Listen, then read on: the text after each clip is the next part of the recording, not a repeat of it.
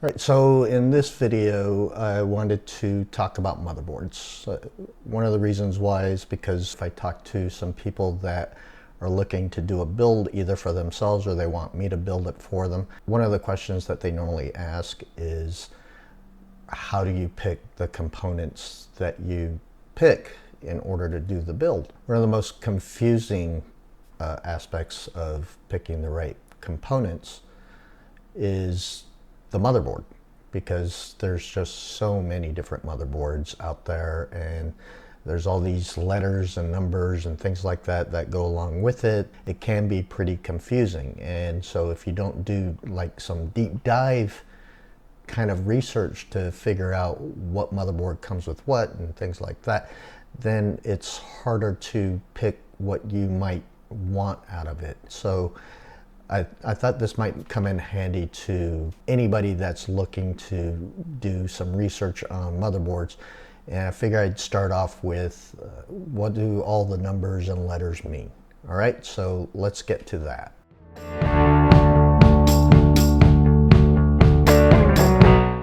All right, so let's talk about the letters and the numbers that you see on motherboard models. The top half, we're doing Intel. The bottom half is going to be AMD. So let's start with the Z series motherboards. Those for Intel. Those are high-end motherboards. They're overclockable, meaning that the CPU and memory are overclockable and things like that. They have more features by their very nature. That's why they're Z boards. And so they're usually meant for enthusiasts and people that have a higher budget range. And then you got your X boards. Now your X boards is interesting because your current motherboards, the consumer grade motherboards, there aren't X boards, but you do, if you look hard enough and you look in the past motherboards, your older generation motherboards, those indicate a Xeon kind of motherboard. So they support the Xeon CPUs, and they are overclockable. Which these kind of motherboards are primarily used in servers. I mean, you can certainly use them as an end user, but you'd probably want to use them as a home server kind of thing. That's what I would assume you would want out of a motherboard like this. And then you got your B motherboards, your B chipsets. And those are, you know, those can range anywhere from entry level to mid-range kind of boards. Mostly mid-range from the feature sets, but I did find a few B boards that had a decent chunk less as far as features go versus some other B boards, so just be aware of that. And this kind of board is mostly for the consumer grade, but you can also use it at the business level if you're looking for something like this, meaning that it's a lot more flexible between consumer and business use. This wouldn't be a bad type of chipset to use. And then you got your H series boards or your H chipset boards, and that board is mostly entry level kind of stuff. So you're going to find the minimum number of features in there versus something like a Z board. And this is also a consumer grade board. And then you've got Q. So if you see a Q on a motherboard, more likely than not, then it's going to be a business grade board, and it's meant to have like a higher security options on it. And it has a decent number of them have remote management features on them. So it's mostly for business oriented usage. So there's that. Most of the time when you're looking at Intel chipset motherboards, you're going to find Z's and B's more often than any of the other three. You're going to find some H's, you're going to find a little bit of X, you're going to find a very little bit of Q, but mostly it's going to be your Z and B is what you're going to see. And then in the first number column, you've got 7, 6, 5, 4, and 3.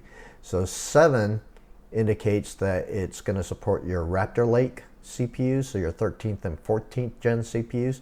They can always also be backwards compatible for 12th gen CPUs, which is called Alder Lake. because they're the same socket. They're the LGA 1700. And so you're probably going to need a BIOS update on some. Some motherboards will come right out of the box where it can support 12th gen as well. And then you got your 6, which is your Alder Lake, like I said, which is your 12th gen CPU. From what I can tell, because it's an LGA 1700, some of these boards are going to be able to also support forward compatible, also support 13th and 14th gen CPUs. You're probably going to need to update the BIOS in order to facilitate that. There might be some motherboards that you find right out of the box going to support all three. And then you got a 5, which is your Rocket Lake. Rocket Lake is your 11th gen, and Comet Lake is your 10th gen CPU. And so if you see a 5, that motherboard is going to be able to support 10th and 11th gen CPUs. I believe they come out of the box backwards compatible from 11th to 10th gen, but you might want to double check that if you're looking at this particular kind of motherboard. And similarly on the 4, that originally came out supporting the Comet Lake or 10th gen CPU, which is also LGA 1200. But I believe a decent chunk of these motherboards are able to forward compatibly support 11th gen CPUs. You might need to do a BIOS update in order to facilitate it. So take a careful look at the 4 series motherboards. If you've got an 11th gen CPU, just make sure that it's able to handle that CPU. Double check, make sure. All right, and 3 is the Coffee Lake, which is your 8th and 9th gen CPUs, which is a socket LGA 1151. All right, your second number column is going to have a 9761. Maybe there's another number that I didn't come across, but these were the most common numbers I ran across. If you know of any other numbers for Intel motherboards where the second column number is not 976 or 1, it's some other number, please tell me in the comments so that I can update this particular chart to make sure that I get that covered. Thanks, I appreciate it. All right, so 9, it just indicates that it's got the most features out of all the other motherboards.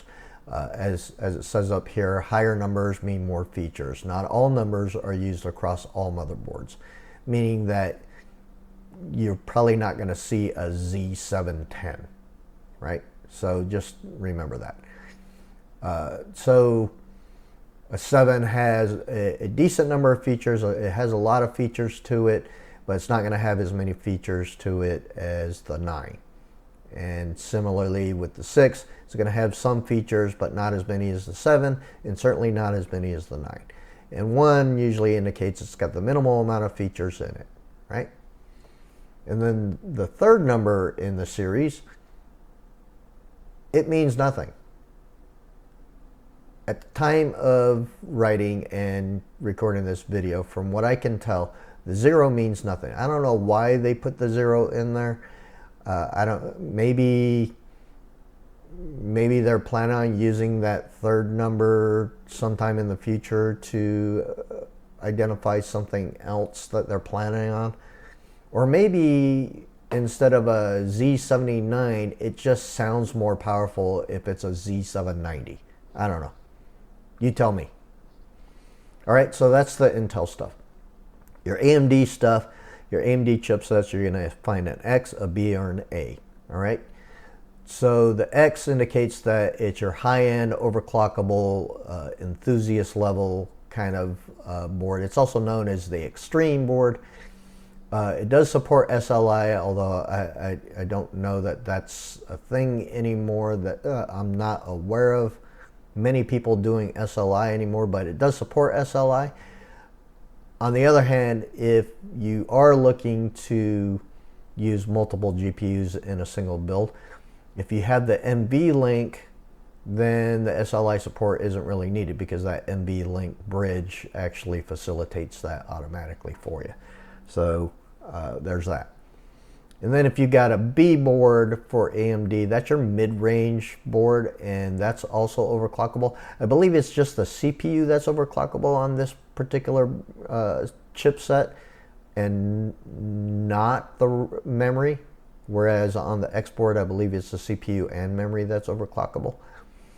And you can use the B board at the consumer level or business level, either one or both if you want. And then you've got your A boards, which is your entry level budget boards. You can use those for consumer and business, but it's primarily geared towards the consumer that's budget oriented. All right. And then your first column board, your first column number for AMD, you're going to find a 6, a 5, a 4, or a 3, right? And so your 6 boards support your Zen 4 CPUs, aka AM5 boards. And those support the 7000 and 8000 series CPUs, right? If you see a 5 or a 4, then that's going to be supporting either the Zen 3 or 2, which is for Zen 3, that's a 5000 series CPU. For Zen 2, that's a 3000 series CPU, and that's an AM4 socket. Interestingly enough, there are some boards that have a 4 in it that is the original Zen, which is the 1000 series CPU. Also AM4 socket though. And then you got 3s that are definitely going to be the 1000 series CPUs.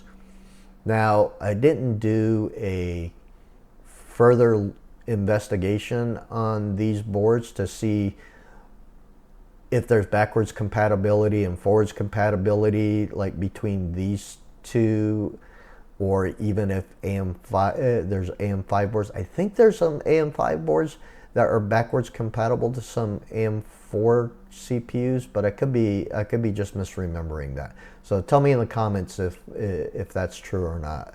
Let me know. But yeah, if you've got, let's say, a 1000 series CPU and you can only afford either a more current upgrade for a CPU or a more current upgrade for a motherboard, but not both, then you might want to look at whatever motherboard you're looking at, see if there's any backwards compatibility for that motherboard or forwards compatibility for that motherboard. So just, you know, do the research for whatever specific motherboard that you're looking at to make sure that you're not picking the right or the wrong motherboard for the wrong CPU. All right. All right, and in the second column for the numbers, interestingly enough, this right here, the high numbers mean more features. Not all numbers are used across all motherboards. That's the verbiage I used for the Intel, and I just copied and pasted it right here. But it turns out that the 7, 5, and 2 for AMD doesn't mean anything, right? The 7 is always used for the X chipset motherboards, and the 5 is always used for the B chipset motherboards, and the 2 is always used for the A chipset motherboards. That's it. That's all those numbers are for. They've got no meaning beyond that. And just like with Intel on the third number, the 0 means nothing. Unless they've got some kind of future plan for that particular column, I have no idea. It just makes no sense, other than the fact that maybe they're just copying Intel when it comes to naming their motherboards, I guess. I don't know. Anyways, let's go to the next thing. But now that we clarified somewhat what the letters and numbers mean, there are going to be other letters potentially in the motherboard name or model. I don't recall coming across any, at least current gen motherboards, that had the letters ATX in the name.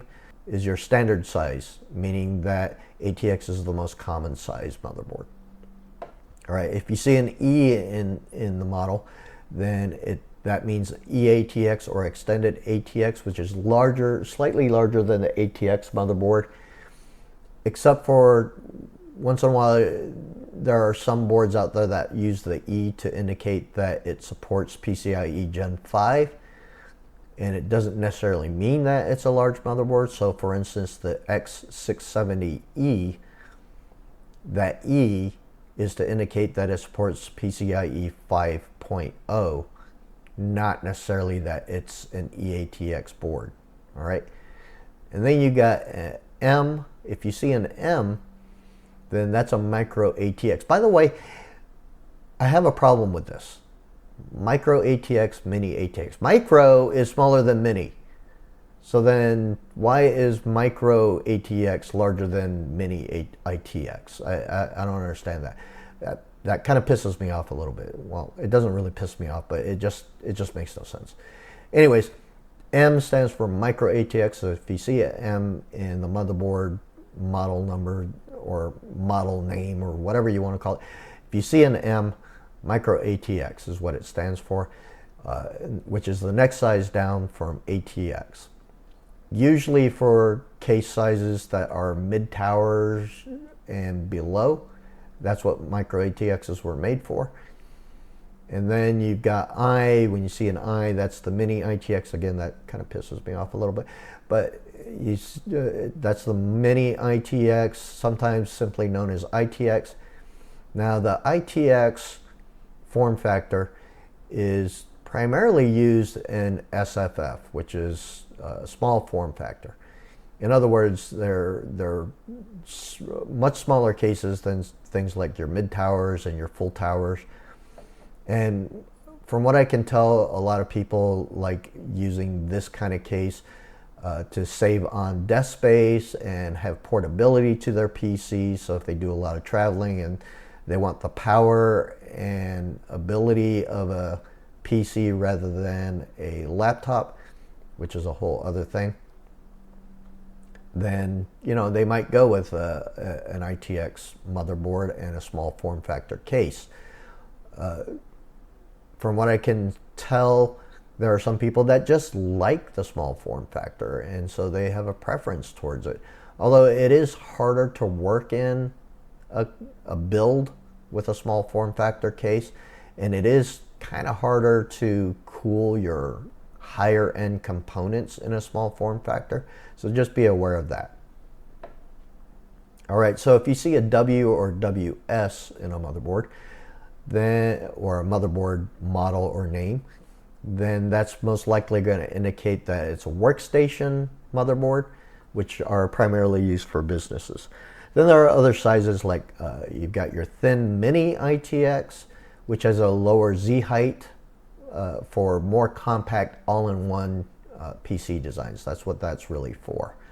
And then you got XL ATX, which I rarely found any XL ATX motherboards when I was looking around. And from what I can tell, it doesn't really add a lot of value versus your ATX or your e-atx boards. Maybe some of them have a few more features, but from what I could tell, your cost difference versus the feature sets didn't make a whole lot of sense for XL ATX. So I really don't know why XL ATX even exists. Anyway, so if there's other sizes like EEB, which is Enterprise Electronics Bay, also sometimes known as CEB, MEB, and TEB. And mostly these kind of motherboards are used for server and workstation applications. And then you've got SBC, which is single board computer. And a single board computer has a microprocessor, input-output functions, memory, etc., built and integrated onto a single circuit board, a series of which can go on things such as on a Raspberry Pi. So in other words, it has a lot of these things integrated onto a single PCB, and you can take multiples of these because of the space saving that it creates and put it in something like a Raspberry Pi for innovating new things, right? And so that's what the SBC is. All right, so as I said, on the Intel and AMD motherboard examples that I'm using, So for instance, the Intel boards, I used all MSI so that it's more of an apples for apples comparison. And I looked up current prices on Amazon for these particular motherboards. This doesn't necessarily indicate between a high-end, a mid-range, and a low-end motherboard that these are the prices that you're going to find across all of them. That's not the case. This is just for using these particular motherboards as an example as to the differences that you might see when you're doing your research for whatever motherboard that you're looking at. I also, to make sure to do an apples for apples comparison, made sure that they all supported the same CPU. So these are all LGA 1700 boards that support 14th, 13th, and 12th gen, and that they all supported DDR5 memory. All right. So, and what you're going to see in these charts, this is just the first half of the Intel chart.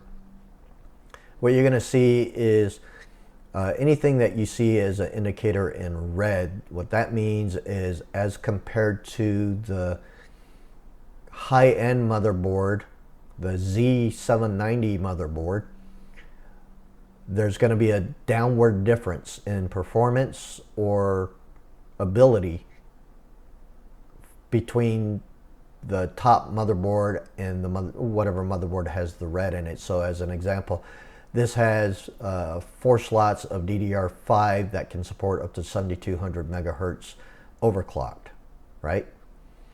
Whereas this motherboard only supports up to 7000 megahertz. And then this board only has 2 slots of memory, supports DDR5, but only up to 5600 megahertz. And notice that it doesn't have OC on there, meaning that H boards don't have overclockability, right? You have some overclockability on the B series motherboards. I think a decent number of them have overclocking on both memory and CPU, but I'd have to verify that. But that's neither here nor there at this point. So the difference here being that you have a difference in performance between these 3 boards from the memory standpoint, right?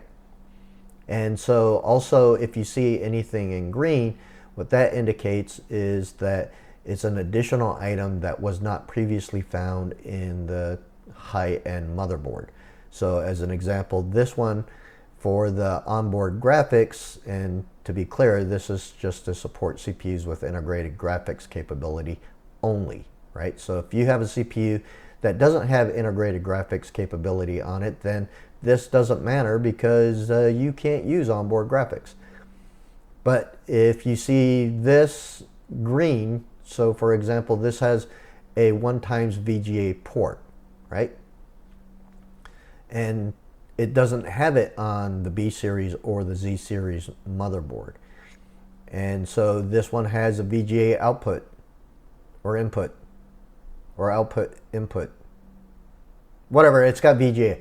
Anyways, it has this VGA, probably, if I had to guess, it's because that this is more of a budget-oriented motherboard, and so this is taking in mind people that are on a budget who are more likely to buy budget monitors as well, and a lot of those budget monitors have VGA capability, right? And not necessarily all of them have HDMI or even DisplayPort. So that's why that's probably there, if I had to guess. All right, so that's what you're going to see. You're going to see red for a lower performance or missing something, or green for an additional item that wasn't on or is more than what was on the top tier motherboard. Okay, I think you get the idea. I'm not going to beat a dead horse here. All right, so as you can see in this column right here, versus the Z series, you got the B series motherboard. It doesn't have a whole lot of difference, if you notice, but it does have some difference. And believe me, this is just the tip of the iceberg. You're going to see in the second half of the Intel data points that I've got, that there's going to be a difference. There really is going to be a difference. All right. And so, and as you can see here, there's a little more missing, a decent chunk missing versus the high-end motherboard versus the H chipset, right? And I do find it kind of a little bit funny that they call it MSI Pro Series, and it's got no Wi-Fi or Bluetooth. I don't know why I find that funny, but I do find it funny. Anyways, so it does also have right here an M.2 slot for PCIe Wi-Fi module card. So you could stick a Wi-Fi card in there, but that's already taken care of. See this right here? That's pre-installed, so it's already taking up a spot that's not a part of these four, right? And so that's why that's there. It doesn't mean that it's an extra slot. Those slots exist on both of these boards. They're just already installed. And so you have to pay about like $20, $30, I don't know how much they are nowadays, for the Wi-Fi card, and install it in that specific slot. And on the motherboard, it'll say Wi-Fi or something like that. Anyways, so yeah, those are the difference in the first half. Now check this out. Bam! So you see there's even more missing right here on the B series or B chipset motherboards versus the Z chipset. And then over here on the H series, look at all the stuff that's missing versus your Z chipset motherboard. It's a whole lot of difference right here, right? All of this stuff is not on, that was on the Z chipset. And so when you go back, if you look at these price points, so that's one of the things that you want to look at. You want to look at what the motherboard has on it versus what the price is. So, you know, this is more than twice the price of the H board. So if you're perfectly happy with what the H board has to offer, right, and you don't need Wi-Fi or Bluetooth, even if you had Wi-Fi or wanted Wi-Fi or Bluetooth for 20 or 30 bucks, you're talking 120 to 130 bucks, so a little more than half of the price of the top Z chipset motherboard. So you got to be looking at what it has to offer and what do you want from your motherboard to be able to do versus what that price is going to be, right? But one of the things you do want to pay attention to is not just what you want out of it now, because motherboards can last a decent amount of time. And so you might want to take the motherboard that you buy and put it into your next build if you do some upgrades, right? And so if you want to do that, and you want to use the motherboard that you've got for your upgrade and your next build, then you have to look at the features that are available not just now on the motherboard that you're buying or wanting to buy, but what do you want from that motherboard? What do you want it to be capable of doing 3 years from now, 4 years from now, maybe even 5 years from now, right? You want to be paying attention to that kind of thing to see if that price difference makes sense depending on what motherboard you pick. Okay, same thing on the AMD model. So you don't see in the first half of the data sets, you don't see a whole lot of difference between the B650 and the X670, right? You don't see a lot of difference. You just got these couple of things right here, and not a huge amount of difference here. Interestingly enough, this one has 2 display ports on the onboard graphics, whereas this one has 1 and this one has 1. So I thought that was kind of interesting. Anyways, so not a lot of difference, but wait, there's more. Bam! So a decent chunk more missing on your B650 board versus the X670 board. Now you got a lot more of a difference, right?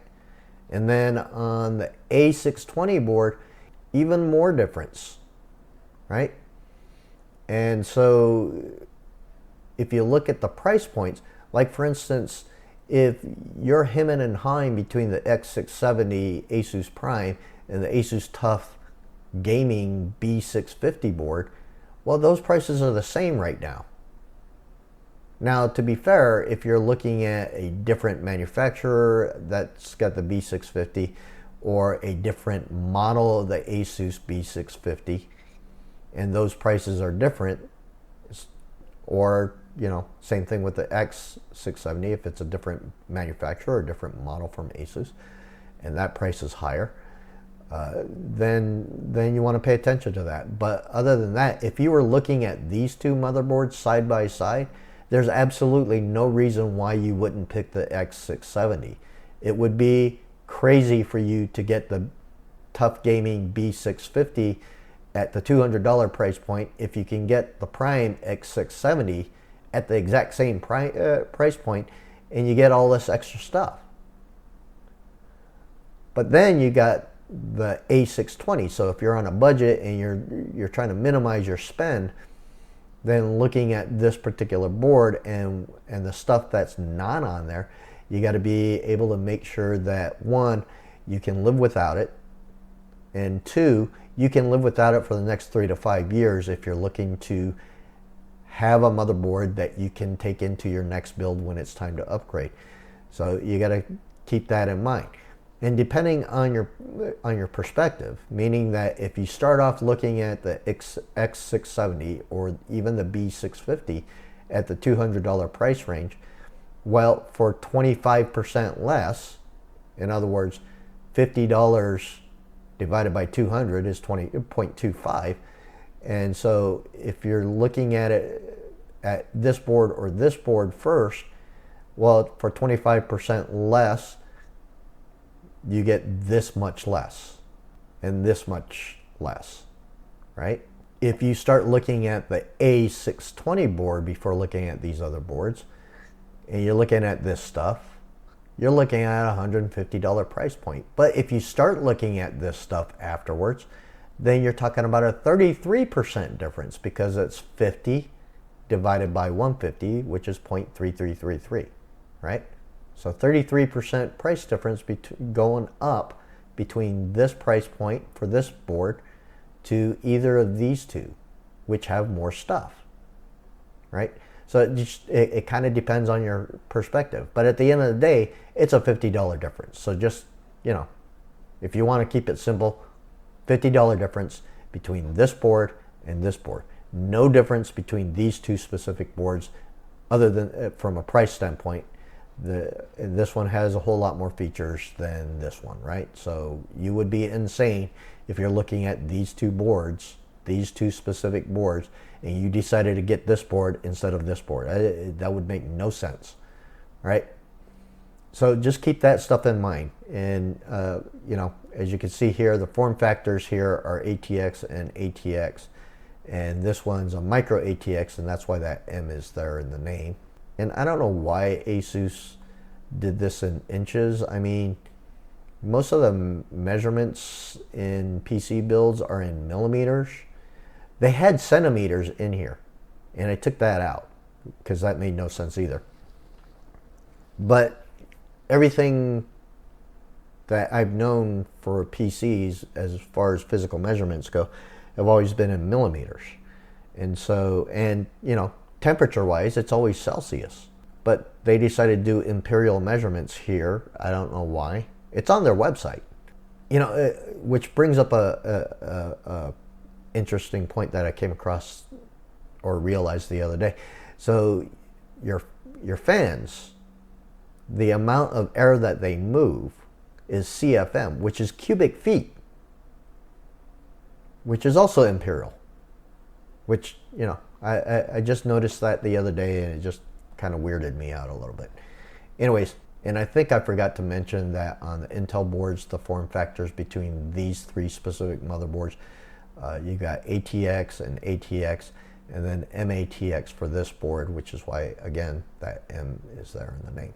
All right, so that's it. All right, so that's the stuff I found, and hopefully you find it helpful in figuring out for motherboards on what you should be looking at, as far as not just what a specific motherboard offers, but what alternatives offer and what those price differences are, and whether or not the motherboard that you're looking at is giving you everything you want for now and in the future, or if it doesn't have as many things as you'd like.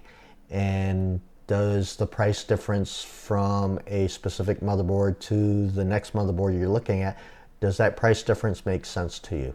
So let me know if that helps out, and if so, there are other charts and other components that I could start looking at and possibly do another video like this. So let me know in the comments if that's what you'd like to see in the future for other components. So until next time, thanks a lot.